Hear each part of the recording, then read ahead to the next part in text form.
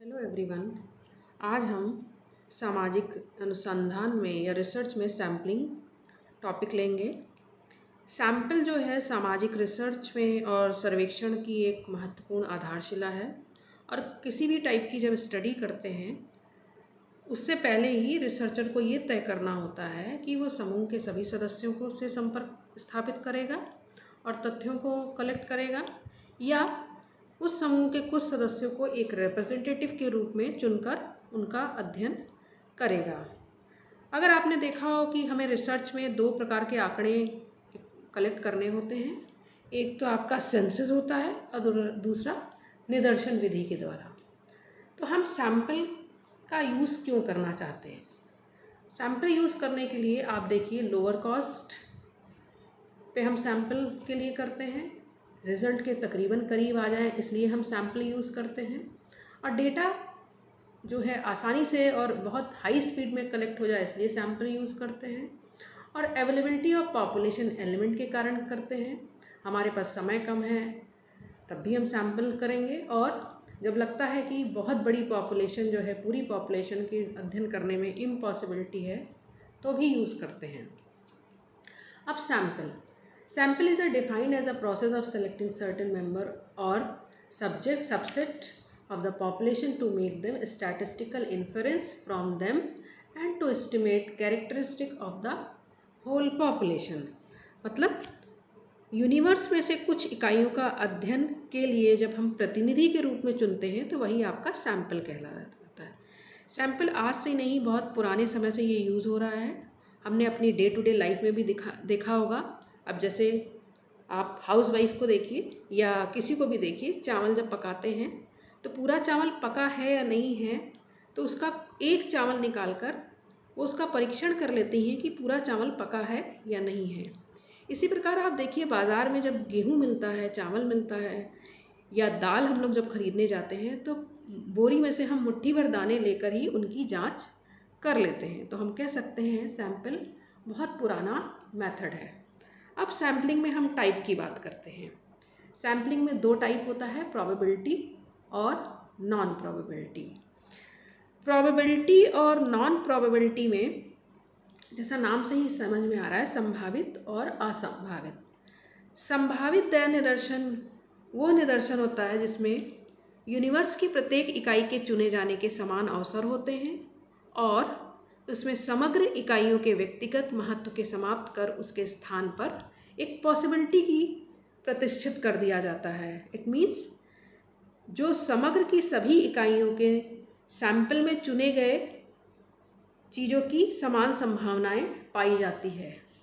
इसी तरीके से हम नॉन प्रोबेबिलिटी की बात, गैर संभावित है, उसको हम आगे देखते हैं। प्रोबेबिलिटी का टाइप है, कितने प्रकार की है? Simple random sampling, stratified sampling, systematic sampling, cluster sampling और मल्टी स्टेज सैम्पलिंग होती है।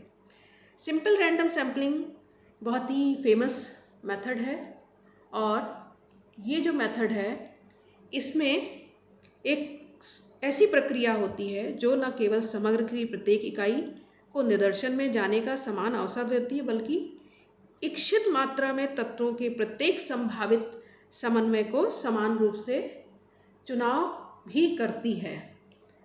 अब ये जो है यूज़, इसका आज से नहीं हमेशा से हो रहा है और मैक्सिमम रिसर्चर इसका रैंडम सैम्पलिंग के द्वारा अपनी रिसर्च करते हैं। स्ट्रेटिफाइड सैम्पलिंग की बात करते हैं तो स्ट्रेटिफाइड सैम्पलिंग दो तरह की सैम्पलिंग होती है, जो एक प्रोपोर्शनेट और दूसरी डिसप्रोपोर्शनेट सैम्पलिंग होती है।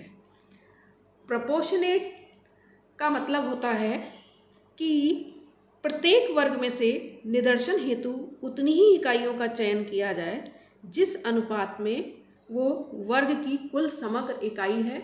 इसको हम इस उदाहरण से समझ सकते हैं।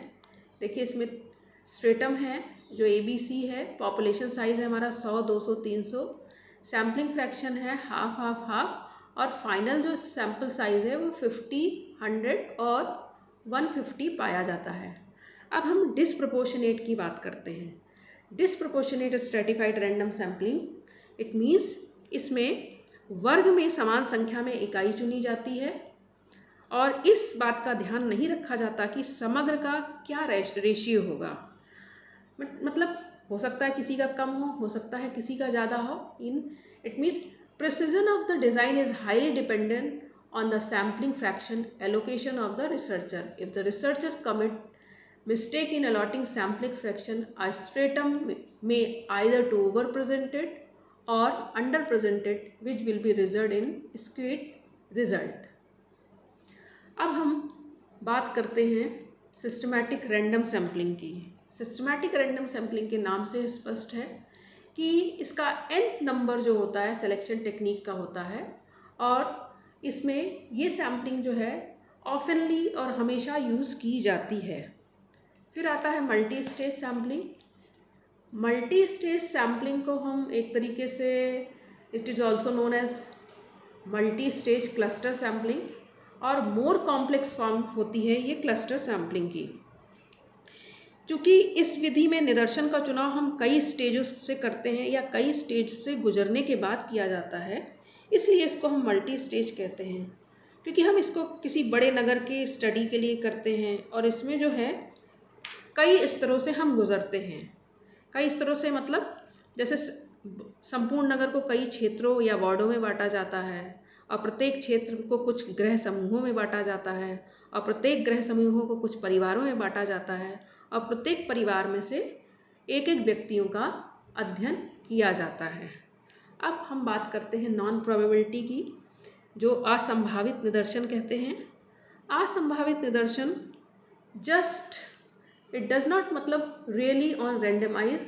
ये जो टेक्निक है ऐसी टेक्निक है जिसमें संभावनाएं और संयोग का कोई महत्व नहीं होता है, और इसमें जो है निदर्शन की इकाइयों का चयन अनुसंधानकर्ता की इच्छा पर निर्भर है।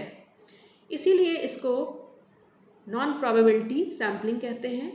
अब नॉन प्रोबेबिलिटी में convenience sampling, purposive sampling, quota sampling और स्नोबॉल या रेफरल सैम्पलिंग आती है। तो सबसे पहले हम कन्वीनियंस सैम्पलिंग की बात करते हैं। कन्वीनियंस सैम्पलिंग का मतलब आपको नाम से ही लग रहा है कि सुविधा के अनुसार काम किया जाए।